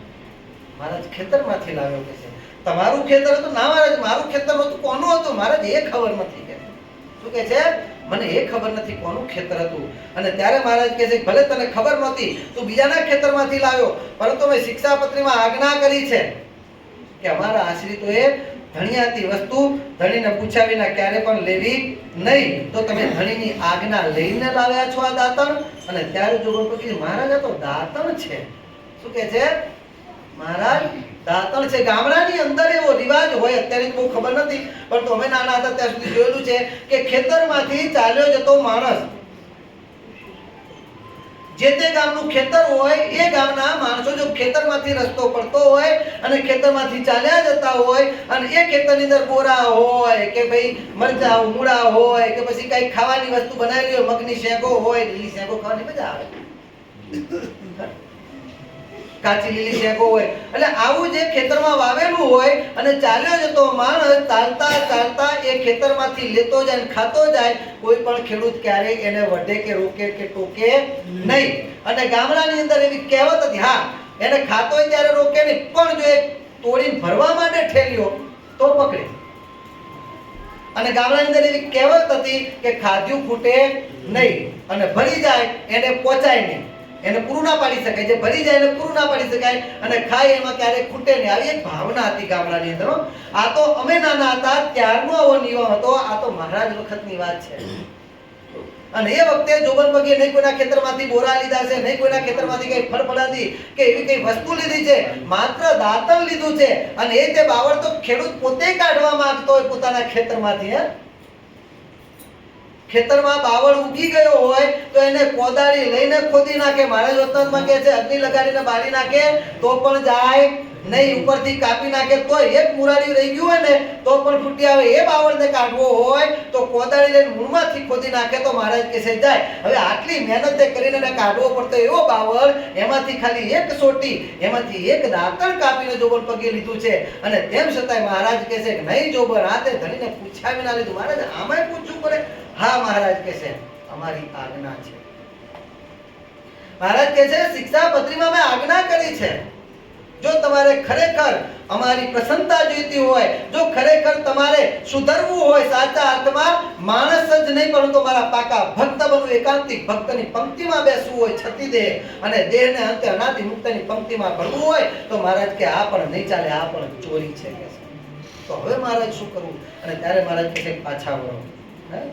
ભગવાન સ્વામિનારાયણ શું કહે છે? પાછા વળો, આ દાતાનો અમે ત્યારે જ અંગીકાર કરીશું કે જેના ખેતરમાંથી લાવ્યા છો એ ખેતરના માલિકની રજા લો, અને માલિક જ્યારે રજા આપે કે ના વાંધો નહીં તમે દાતણ લઈ જાઓ અને પછી અમારા ચરણે અર્પણ કરો, તો અમે આ દાતણ અંગીકાર કરીએ. ભગવાન સ્વામિનારાયણ પણ ધન્ય છે હો. બાકી તો દાતણની વાત તો છોડો, ગમે તે મળતું આવે છે ને, હે? લઈ થોડો જાય છે, દઈ જાય છે ને, પણ નહીં. મહારાજ કે અમે અમારા ભક્તને આજ્ઞા કરતા હોઈએ કે અધર્મના માર્ગે આવેલું કદાચ સુખ હોય તો પણ એને ક્યારે પણ સ્વીકારવું નહીં, તો અમારાથી તો કેમ સ્વીકારાય? અમે તો ધર્મના સ્થાપન માટે આ લોકમાં પ્રગટ થયા છીએ. અને એમાંય ભગવાન સ્વામિનારાયણ પોતાને તો પોતે તો આ અનિશુદ્ધ વર્તે છે, પરંતુ પોતાના શરણે આવેલા જીવને પણ કેટલા શુદ્ધ કરવાની ભાવના છે એમને. મહારાજ કહે છે ન ચાલે, આ પણ ચૂની કહેવાય, જાઓ પાછા વળો કે છે. ત્યાં સુધી તમારા દાતણનો અમે સ્વીકાર નહીં કરી. પેલા જોબન પગી પાછા વળ્યા છે, ભગવાનની આજ્ઞા થઈ. એ પાછા વળનાર જોબન પગીને પણ ધન્ય છે, કારણ કે આવી નાની બાબતમાં એમ. અને કદાચ ભગવાન છે, ભગવાનને ના કેમ પાડ્યું કે નીકળે તો ખરા, પરંતુ માણસ ગયા પછી એમાં હું રજા લેવા જાય ને ગાંડા લાગી, ઓલો માણસે શું વિચાર કરશે એમ કઈ પાછા કલાક પછી પાછા આવીને આપી દે. પણ નહીં, જોબન પગી પાછો ગયો, એ ખેડૂતની પાસે ગયો, ખેતરમાં જઈ ખેડૂતને મળ્યો, અને ખેડૂતને મળીને ખેડૂતને એમ કહે છે કે ભલા માણસ, આ તમારા મારાથી ભૂલ થઈ છે, કે તમારો ગુનો થયો છે, મારો અપરાધ માફ કરો, મારો વિચાર કરો. મહારાજે રજા લેવાનું કીધું છે, મહારાજે કીધું કે આ ચોરી કહેવાય, તો ચોરી કહેવાય એમ કીધું. એમાં જોબન પગી સમજી ગયા ચોરી છે તો મેં ગુનો કર્યો કહેવાય. જેનો મેં ગુનો કર્યો છે એની માફી માંગવી જોઈએ. માફી માંગે છે જોબન પગી. વિચાર કરો કે જેના નામથી આખી સૌરાષ્ટ્રની કે વાપી સુધી બધું આખું કામ આમ બધા કાંપતા હોય, ધ્રુજતા હોય, અને એ જોબન પગી. અરે વિચાર કરો, દાતણની વાત તો એક બાજુ મૂકો, ગમે તેવી કિંમતી વસ્તુ હોય અને ગમે તેવો માલિક રસ્તા વચ્ચે મળી જાય અને ઘોડો લઈને નીકળ્યો હોય, ઘોડો જોઈતો ના હોય જોબન પગીને, પણ પોતાના કામ માટે ક્યાંક લઈ જતો, ઓલાને ગમે તેવું ઇમરજન્સી કામ હોય એને ઉતરી જવાનું, ઘોડો જોબન પગી નાખી દેવાનું. અને જોબન પગીને આપ્યા પછી કામ પતાયા પછી માણસ સુધી પાછો પહોંચાડવા નહીં, ગમે ત્યાં ઘોડાને છોડી દે, ઓલો હોતી લે. અને તોય જોબન પગીને કાંઈ ન કહી શકાય. એ જોબન પગી એક દાતણ માટે પેલા ખેડૂતની પાસે માફી માંગે છે કે મારાથી અપરાધ થયો છે, મને માફ કરો. અને ત્યારે ખેડૂત કહે છે ભાઈ તમારાથી શું અપરાધ થયો છે? અને ત્યારે કહે છે કે અહીંથી જતા મેં મારા ઈષ્ટ પ્રભુ માટે આ તમારા ખેતરમાંથી આ સાઈડમાં ઉભેલા બાવળમાંથી એક દાતણ કાપ્યું છે, આ મારાથી અપરાધ થયો છે અને આ અપરાધની માફી માંગવા માટે હું તમારી પાસે આવ્યો છું. કે છે પેલો ખેડૂત કહે છે તમે કોણ છો? તમે છો કોણ? તમારું નામ શું છે? જોબન પગી કહે છે કે મારું નામ પૂછવામાં બહુ મજા છે નહીં, કારણ કે મૂછો નીકળી ગઈ હતી, દાઢી નીકળી ગઈ હતી, મોટા મોટા પોથા નીકળી ગયા હતા. તો ભગવાનના ભક્ત થયા ને, બધા ફેર ફતુર નીકળી ગયેલા. અને પછી જોબન પગી આવેલો, પેલો ઓળખી ના શક્યો ખેડૂત. ખેડૂત કહે છે કે તમે છો કોણ? મારું નામ જાણવામાં મજા નથી, કહે છે મારું નામ જાણવાનું રહે. બસ મને હું માફી માંગવા આવ્યો છું, તારી પાસે રજા લેવા માટે આવ્યો છું કે આ દાતણ લઈ જાઉં કે ના લઈ જાઉં. એક સામાન્ય નિયમ છે કે માણસ અતિ નમે ને એટલે સામેવાળો માણસ અકડ થવા માંડે. પેલો કે છે તું તારું નામ દે, નામ દીધા વિના હું તને માફી ના આપું. પેલો કે ભાઈ નામ જાણવામાં મજા નથી, નામ જાણીશ તો પછી તું ઉપર.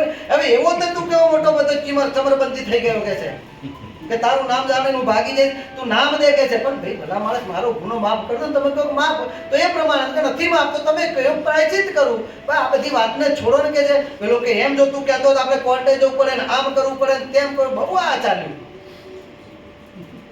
જોબન પગી કે કોર્ટ કચેરીના ધક્કા મૂકો, નહીં તમારો પાર આવે નહીં મારો પાર આવે, એના કરતા અહીં તમે પતાવો. પછી પેલો શું કહે છે કે જો તમે આ પ્રમાણે ત્યાં ના જાઓ તો બીજો ઉપાય એ છે કે હું તમને પરોણા મારું કે 10 તમારા બરડામાં, કહે છે. જોબન પગી કે મારો ભૂલ મારી થઈ છે, તમે મારી શકો છો, તમારા ખેતરમાંથી દાતણ લીધું છે. વિચાર કરો જોબન પગી કેટલી હદે ભગવાનના વચને નમી ગયા છે. અને આ પ્રમાણે જ્યાં થયું છે તો પેલો વધારે તોરમાં તું તારું નામ દે. જોબન પગી નામ ન જાણ, તું નામ જાણીશ તો મારી શિક્ષા, મારું પ્રાયશ્ચિત રહી જશે. તારું શું થશે વાત એક બાજુનું, મારું પ્રાયશ્ચિત રહી જશે. અને પેલાને વધારે ચટકી જાગી ને, આમ સામાન્ય એક ગુજરાતીનો નિયમ છે, આ જગ્યાએ ના જતો ત્યાં જ જવા જોઈએ. મા બાપ એમ કે બેટા અહીં જવા જેવું હવે શું હશે, કેમ ના પાડી હશે, ત્યાં જવાની આતુરતા જાગે. આ વસ્તુ ભૂલવી છે, ભૂલવી છે, ભૂલવી છે, ભૂલવી છે, એના ચિંતનમાં યાદ કર્યા કરે. રાત્રે ઊંઘ ના આવે એ વસ્તુ જોયા વિના, એ જગ્યાએ ગયા વિના કે એ વસ્તુ જોયા વિના એને ઊંઘ આવે. મારે તારું નામ જાણવું છે. કોણ કહે છે? પેલો ખેડૂત કહે છે તારું નામ જાણવું છે. અતિ આગ્રહ, જોબર પકી ના પાડે, પેલો માગણી કરે કે નહીં તું નામ બતાવ, હા ના ના. અંતે ના છૂટકે જોબન પગીને કહેવું પડ્યું કે હું બીજો કોઈ નહીં પરંતુ આ ચરોતરની અંદર લૂંટ ફેલાવનારો જોબન પગી હું પોતે. જબણ વળતર હાથ અને જ્યાં જોબન બોલાવતો હા હા હા કરતો પેલો બેભાન થઈને પડ્યો નીચે ધરતી ઉપર. જોબન પગી કે મરે આ રોસો પડ્યો પાછો. આ બધું છોડી દીધું, મારા નામથી પાપ થવા માંડ્યા. જોબન પગીને ટેન્શન વધી ગયું. પાણી લઈને પાણી છાંટ્યું, ઘડીક એની જોડે બેઠા, પેલો ભાનમાં આવ્યો. ભાનમાં આવતાની સાથે બે હાથ જોડી પગમાં પડી ગયો. માફ કરો મને, કહે છે માફ કરો, મને ખબર નહીં તમે જોબન પગી છો. અરે બાવળના દાંતણની છોડો, આખો બાવળ ઉખાડીને લઈ જાવ કે છે, પણ અહીંથી જાવ મને છોડો. અને ત્યારે જોબન પગી છે ભલા માણસ, હવે મારાથી ડરવાની જરૂર નથી. કેમ? ત્યારે જોબન પગી કહે છે કે હવે હું ભગવાન સ્વામિનારાયણનો આશ્રિત બન્યો છું, ભગવાન સ્વામિનારાયણનો ભક્ત બન્યો છું. અને આ તારી પાસે જે હું દાંતણ લઈ ગયો છું એ પણ એમના માટે લઈ ગયો હતો. અને એ ભગવાને આજ્ઞા કરી તું રજા લીધા સિવાય આવ્યો છે, માટે જ્યાં ધણીની રજા લે, મારા ઈષ્ટદેવની આજ્ઞા થઈ છે, માટે તારી પાસે રજા લેવા માટે તું મને રજા આપ. તો આ દાંતણ લઈને ભગવાન પાસે જો ભગવાન આનું દત્ત ધાવન કરે.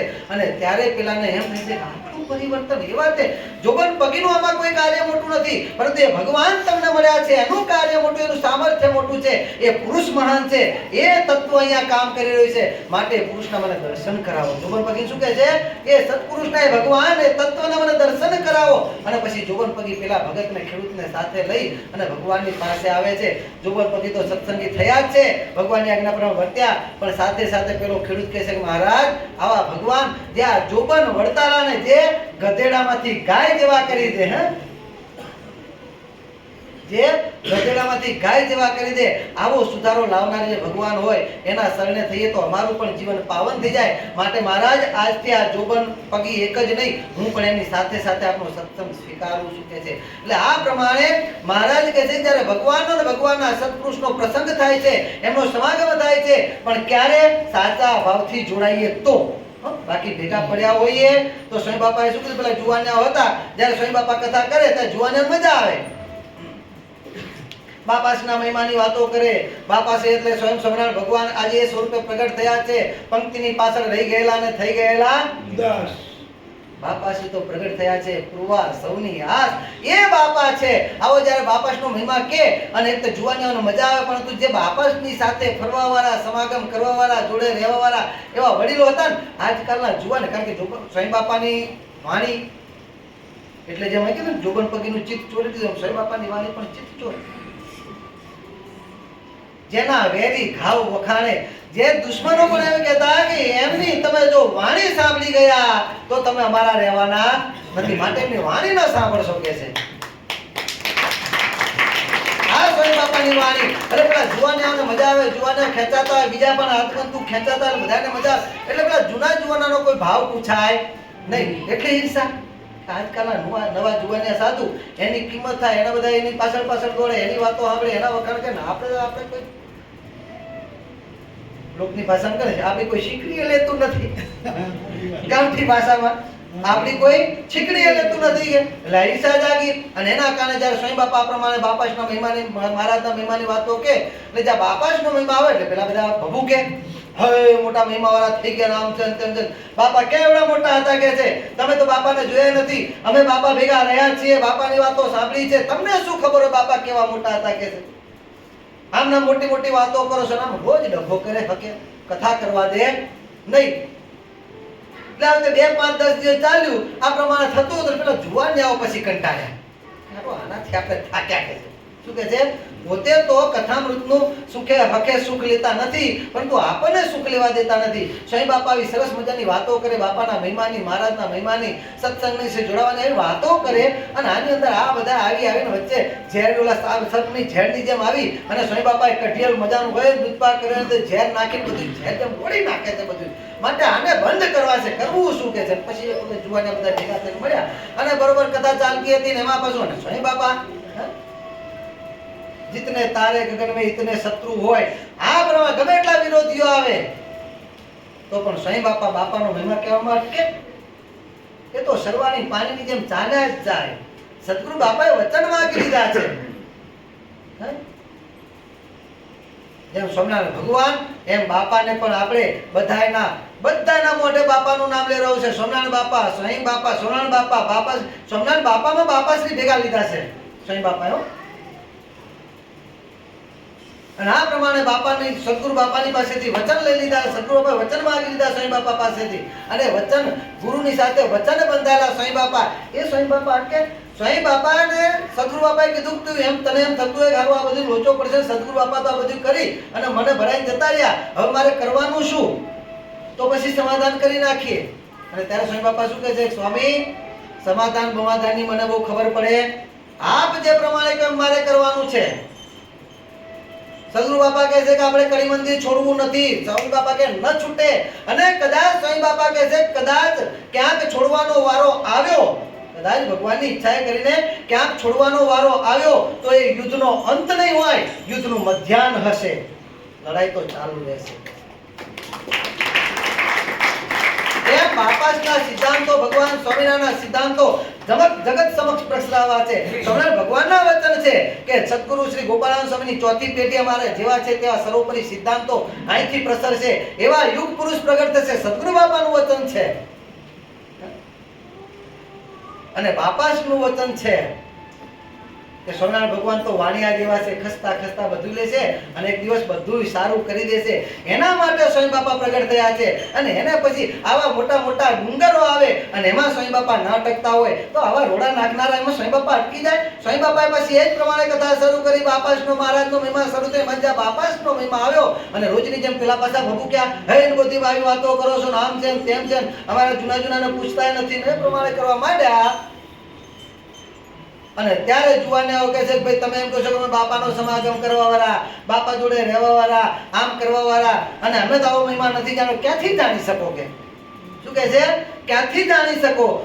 ગાયના અવમાંથી દૂધ પીવું હોય તો વાછરડી બનવું પડે, ઈતરડી ના બનાય. ઈતરડી ભેગી ને ભેગી રહે. તમે કહો છો ને બાપાના ભેગા ને ભેગા રહ્યા. ઈતરડી અવમાં ભેગીએ પાછી અવમાં આચર પાસે જ હોય અને તેમ છતાં એ દૂધનો સ્વાદ માણી શકે નહીં. કે છે તમે બાપાનો શું જાણી શકો? ભેગા તો રહ્યા પણ ઈતરડીની જેમ બાપા કહે છે. બાપાશ્રી એ વખતે જાડા કપડા, કારણ કે એ વખતે ગામડાની ખેડૂત, તો આ લોકો તો બાપા ગામડાના ખેડૂત એટલે જાડા કપડા પહેરતા, ખેતરનું કામ કરતા એટલે પરસે ઓરે ભેગી જુયો થાય એ વખતના જમાના પ્રમાણે. તો જુયો ભેગી ને ભેગી જ હોય પણ ભેગી રહીને શું કરે? બાપાને પોતે તો સુખ ન લઈ શકે પણ બાપાને ચટકા ભેગી બાપાને એમ બાપા ભેગા રહ્યા. તમે બાપાને આ પ્રમાણે હેરાન જ કર્યા હશે. બાકી તમે એ હેરાન કરવાના બાપાનો શું સમજી શકવાના? એ તો જ્યારે દૂધ પીવું હોય તો વાસળી બનવું પડે ત્યારે ગાયના આવમાંથી દૂધ નીકળે. બીજી રીતે ન મળે. ઓલા હે અમારું અપમાન કર્યું, આમ કર્યું, તેમ કર્યું, અમે આ હાલ્યા કે અમારી કઈ કિંમત નથી. ઓલા કે જાઓ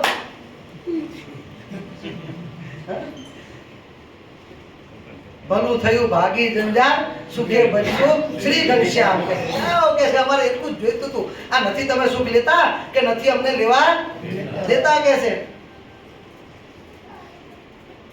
એટલે જાવ કે છે એમ ભેગા રહ્યા બધું જ કરતા. એટલે સત્સંગમાં આપણે રહેતા હોય બધું જ કરતા હોઈએ પરંતુ પ્રસંગ ક્યારે કર્યો કહેવાય? એમના વચને પ્રવૃત્તિ ને વચને નિવૃત્તિ જ્યારે થાય. આ જ મારું પ્રારબ્ધ છે. આ ભગવાન સ્વામિનારાયણ અને એમના સત્પુરુષ, એમનું વચન, એમની મરજી, એ જ મારું પ્રારબ્ધ છે. અને બાપા હમણાં આશીર્વાદમાં સ્વામીશ્રી મહારાજે આજે જ આશીર્વાદમાં કીધું હતું કે ભગવાનના વચન પ્રમાણે ભાગવત ધર્મના આશ્રયને ચાલીશું ને તો 16 તાણીને સુતાર્યો, કઈ ચિંતા નહીં કરે, સુખ શોધતું આવશે.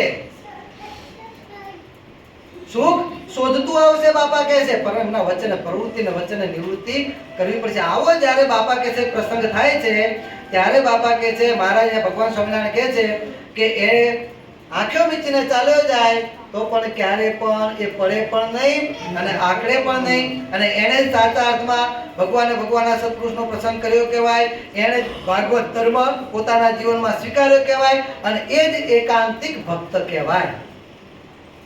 એટલે આ પ્રમાણે બાપા મહારાજ કહે છે કે આવા એકાંતિક ભક્ત આપણે બધાને બનવાનું છે. અને આ પ્રમાણે એકાંતિક ભક્ત થઈએ પછી ક્યારે પણ ભાગવત ધર્મ થકી પડવાનો વારો આવતો નથી. પછી બાપા કહે છે કે ભગવાન કરતા બને છે. માત્ર ભગવાન સ્વામિનારાયણ આપણા કરતા બને છે. અને જ્યાં ભગવાન સ્વામિનારાયણ કરતા બન્યા જેના જીવનની દોરી ભગવાનના હાથમાં ગઈ પછી એની ગાડી ક્યારે અટકે? ઝેરના કટોરા આવ્યા ને તો પણ અમૃત થઈ ગયા છે. એનાથી વિશેષ શું જોઈએ? અને આ તો પ્રત્યક્ષનો સત્સંગ છે, કારણનો સત્સંગ છે. પરોક્ષનું પણ આટલું સામર્થ્ય હોય, આ તો પ્રત્યક્ષનો અને કારણનો સત્સંગ છે. આ સત્સંગમાં ભગવાને કેટલા દ્રષ્ટાંતો મૂક્યા. આ તારા ભગવાન ખોટા છે, ખોટા બધા તાઇફા કરો છો. કોણ કે છે? એપલ ખાતર. અને સાચા ભગવાન હોય તો મારી નજર સમક્ષ એમને થાળ જમાવી કે છે દૂધ પીવડાવ. અને એ લાલજી મહારાજની મૂર્તિ એ બધાના દેખતા આવડો મોટો કરો તો આવડી મૂર્તિ અને આવડો મોટો કટોરો, એના હસ્ત કેવડા હશે આવડી મૂર્તિના? અને એ કટોરો ઉચકીને આખો ઘટઘટાટ દૂધમાં પી ગયા. અમે પ્રત્યક્ષ છીએ આ કારણ સત્સંગને વિશે. જ્યાં અમારા મુક્તો ત્યાં અમે, અને જ્યાં અમે ત્યાં અમારા મુક્તો. આ કારણ સત્સંગ છે બાપા કહે છે. આ કારણ સત્સંગમાં આપણે ભર્યા મહિમાથી ભર્યા રહેવાનું છે, એમના વચન પ્રમાણે વર્તવાનું છે. તો બાપા કહે છે આ પ્રમાણે આપણે વર્તીશું તો ક્યારે પણ ભગવાન કાર્યાણીના 11મા અવતાર પ્રમાણે આપણાથી દૂર થશે નહીં. આ સર્વ ક્રિયાના કરતા બની દાદા ખાતરને ગમે એટલું થયું, બધું થયું, પણ ભગવાનના હાથમાં પોતાના જીવનની દોરી સોંપી હતી. આજે પણ દાદા ખાતર ગવાય છે, આજે પણ ગવાય છે. કારણ કે ભગવાન કરતા બન્યા હતા, એમ આપણા જીવનના કરતા ભગવાન બન્યા જ છે. મારા તમારા જીવનના કરતા આપણા જીવન દોરી ભગવાનને હાથમાં લીધી જ છે. પરંતુ ક્યાંક આપણે આપણા હાથમાં લઈ લઈએ છીએ, એ આપણે લેવાનું નથી. કરતા બન્યા છે એ જેવા છે તેવા આપણે ભગવાનને કરતા સમજવાના છે. મહિમા સમજવામાં આપણી ઉણપ હોય, એમાં ભગવાન શું કરે? એટલે વધારે ને વધારે મહિમા સમજી, વધારે ને વધારે કરતા. એટલે કે સ્વામી સંતો કે પણ હારું શું કરીએ, આપણે તો માયાના જીવડા. શું કે ભાઈ કથામાં નથી આવતા, આ પ્રમાણે તમે સ્વામી શું કરીએ, અમે તો માયાના જીવ. ન કહેવાય આપણે. હો, કોઈ દિવસ માયાના જીવ છીએ આપણે, ભૂલે પણ ભાસે નહીં દેહ મારું રૂપ. તો આ તો માયાના જીવ આપણે કહીએ છીએ. આપણે માયાના જીવ છીએ જ ને, આપણે ક્યારેય ન બોલાય. બાપાશ્રી પોતાની વાતોમાં એમ કહે છે, કોઈ એમ કે આ તો માયાનો જીવ છે ને ગાળ દીધી કહેવાય આપણને. આપણે કેટલા મશે આપણે જાતે આપણે ગાળો દઈએ છીએ. માયાના જીવ ક્યારે ને કહેવાય? જ્યારથી સ્વામિનારાયણ ગાંધીના આચાર્ય આપણો હાથ ઝાલ્યો અને ભગવાન સાથે હાથે વાળો કરાવ્યો, ત્યારથી આપણે ભગવાનના જીવ છીએ, આપણે માયાના જીવ નથી. કદાચ આપણે સાધન દશામાં છીએ, દેહના ભાવ વર્તનના કારણે કદાચ ધ્યાન કરવા બેસે ને સંકલ્પ વિકલ્પ થાય તો પણ આપણે માયાના જીવ નથી. કદાચ ક્યાંક કરવાનું નથી, પરંતુ કદાચ ક્યાંક ભૂલથી પણ ભગવાનની આજ્ઞાનું લોપ થઈ જાય તો પણ આપણે માયાના જીવ નથી. કારણ કે હાથ ઝાલનાર સમર્થ છે, આપણું સામર્થ્ય નથી, પરંતુ હાથ ઝાલનાર સમર્થ છે. એમણે હાથ ઝાલ્યો છે, ભલે રાંક જેવા, પણ રાંકનો હાથ ઝાલનાર આ રાજાના રાજા મહારાજા ધીરાજા એ છે. એમણે આપણને પોતાના કર્યા છે. એટલે આપણે ક્યારે પણ માયાના જીવ નથી. ક્યારેય એવું નહીં માનવાનું કે આપણે માયાના જીવ છીએ. આપણે જ્યારથી ભગવાન હાથ ઝાલ્યો ત્યારથી આપણે ભગવાનના જીવ છીએ. અને આ પ્રમાણે જ્યારે સમજણ દ્રઢ થાય અને એમના વચન પ્રમાણે વર્તાય ત્યારે બાપા કહે છે એ માણસ ભાગવત ધર્મને આશરો કહેવાય. એની સર્વ ક્રિયાના કરતા ભગવાન સ્વામિનારાયણ સ્વયં બને છે. તો અંતમાં ભગવાન બાપા સ્વામી બાપા અને પ્રેમમૂર્તિ બાપાના આચાર્ય સ્વામી શ્રી મહારાજના ચરણોમાં પ્રાર્થના કરીએ કે આ પ્રમાણે ભાગવત ધર્મ કહેતા એકાંતિકના ધર્મ પ્રમાણે વર્તી, આપની આજ્ઞામાં વર્તી આપણે વધારે ને વધારે રાજી કરતા રહીએ એવી દિવ્ય બળ બુદ્ધિ શક્તિ અને ભક્તિ આપશો. એ જ પ્રાર્થના સાથે બોલો અક્ષરધામના અધિપતિ સ્વામિનારાયણ બાપાની જય.